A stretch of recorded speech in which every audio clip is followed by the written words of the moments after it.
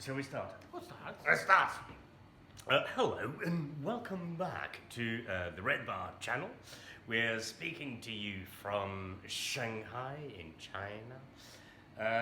And in our last post, we spoke about how Shanghai, China, generally speaking, has managed to tackle the virus with all the measures that were put in place. The masks, the washing hands, the etc., etc. The gun. To a certain degree of success, because since last week, I think we've had in Shanghai anyway one imported case that was stopped at the airport, and one case here in Shanghai. One new case in 1 week. 1 or 2 days or 2 cases. You know, one case is no case because it's something completely casual. I mean, and one of them is important. Is somebody is a Chinese student in Iran that came back to China, and he got it from Iran. It's a paradox. I mean, China is now sometimes importing the virus instead of well, that's exporting the thing. it. Huh?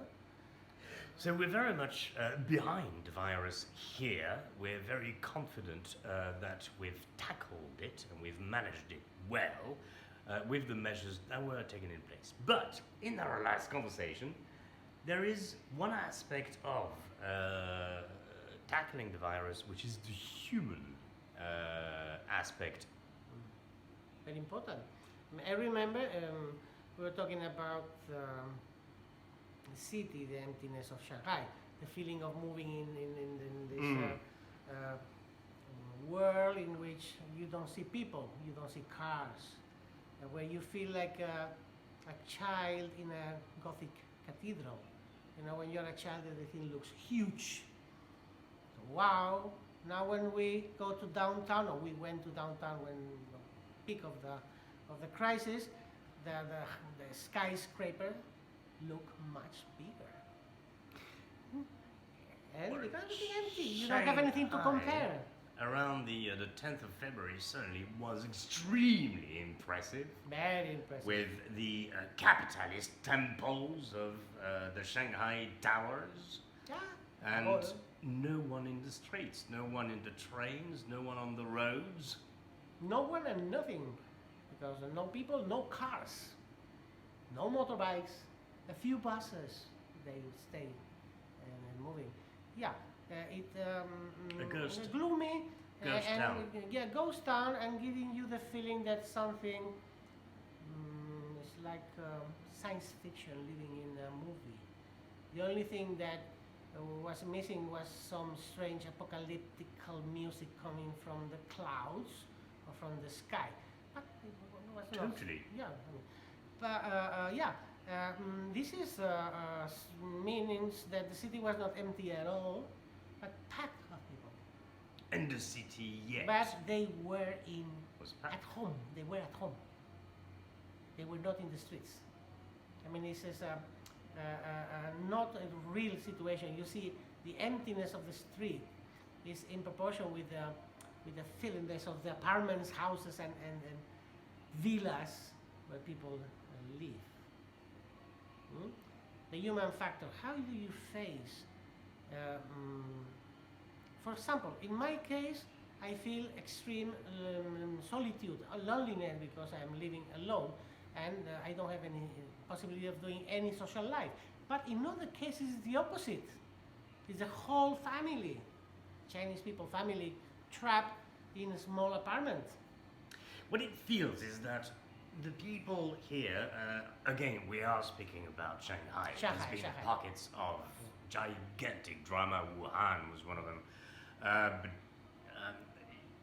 everything seems to have gone fairly smoothly. All the measures that were taken, the measures that we talked about in our last video, seem to have been implemented quite smoothly and accepted readily by the people. And we're talking about a city of 30 million people. Yeah, 30 it's million a people. megalopolis. It's a megapolis. I mean, yes, you're right. The situation, the measures the things that sometimes are quite uncomfortable, have been taken very easily by everybody, including ourselves. There was a certain resilience in the air. Yeah, I mean, this is always like this. I wonder, I mean, because now we're going to an interesting topic. We can compare the behavior of Chinese people or the Easterners with the behavior, potential behavior of Westerners in the same situation. Absolutely. Is it? Would you expect Europe to show the same, or the US or the West, generally speaking, to show the same resilience No, as we saw here? No, not at all. I mean, maybe at the end, yes, but not in the beginning. I mean, because a situation that we cannot control. I mean, it's something that at the end open our eyes and make us become humble. And this is very humbling. important. Certainly a very, very humbling Very experience. important. Important is to realize that we are out of control of things sometimes. We cannot blame anybody at the end. And we cannot even blame ourselves for being Westerners or for being Easterners, but we have to react. We have to learn that this is a situation in which everybody is involved. You cannot act individualistically. I mean, Europe is individualist. I mean, and China is more collective. People are more accustomed to act in a collective way. Anger is fairly useless in a situation like this, isn't Anger it? is useless. I mean, now we're going again to the mentality and the philosophy. I mean, we have the great philosophers here, Confucius and Lao Tzu. Ah, So do you think, exactly, that was going to be my next question, but I think you touched it I'm there. sorry. Not Sorry. at I'm sorry at all. for- Where do you think that resilience comes from? I don't know, but we have the Westerners have million philosophies. Every country is full of philosophers and thinkers. Everybody is a philosopher. Everybody is a thinker.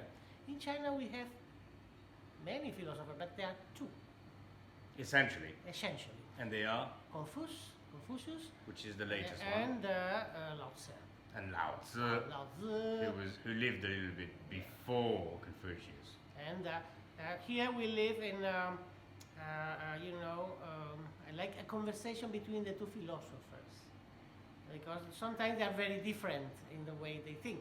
But the Chinese reach this compromise that, for example, Confucius will tell you that you have to learn from the experience of the past and of your senior people. And Lao Tzu will tell you it doesn't matter what you do. At the end, the result will be the same. Live in harmony. They lived at the same time, roughly, we're talking about 400 something before Christ. They lived at the same time as Similar, Socrates. I don't know, I cannot tell you the dates, I'm not so good. But it's a similar period when we in Europe had Socrates and Platon. But I cannot tell you exactly because I tell you I don't want to pretend that I know more than what I know. Not that it really matters. Lao Tzu was the first one. What were the teachings of Lao Tzu? I think that it's like being integrated in some sort of global harmony. With nature. With nature. And also with the other people, but it's part of nature, because if I am part of nature, you're part of nature, the way we interact is also part of nature. And this means that when you say this phrase, it doesn't matter what you do, at the end the result will be the same. It's like give you a fatalistic perspective of philosophy of life. There's another aspect of it. It is correct what you just said. Whatever you do has little meaning. Oh, well, absolutely. Because, I mean, it has little meaning. But because at the end you die. At the end, I mean, you die, and at the end, you don't have a control. This makes the people to take things easy. And you do not have control. No, you don't have control. I mean, that's it. I mean, in Europe and the Westerners, we're always thinking in a very greedy, economical way. I'm not talking about money. But until we die, when we are facing death, we are in the bed, facing death, and they ask you, what do you regret you didn't do in life? Then nobody will say, I regret I didn't make more money. They will say, I regret I was not a musician, I was not a painter, I didn't fulfill my dreams, I abandoned my wife, or I didn't find love. You see, this is or a big I difference. didn't love well enough. What happened here? Low battery. Shit. It's okay. We can carry on. Oh, we can carry on. We've got 5 minutes. 5 minutes. Okay. Confucius. So And Lao Tzu okay, is. and Confucius is telling you, I mean, Broadway. I mean, there will be many philosophers that will tell you, Carlos, you're wrong. But basically, that you must follow the learnings from your seniors, the family, your grandfather, your grandmother, the traditional thinking, and that is also a fatalist in some way.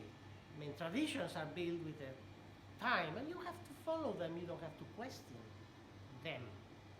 And China, generally So speaking, we that- can fairly say is still very, very much influenced Yeah, by absolutely. Confucius.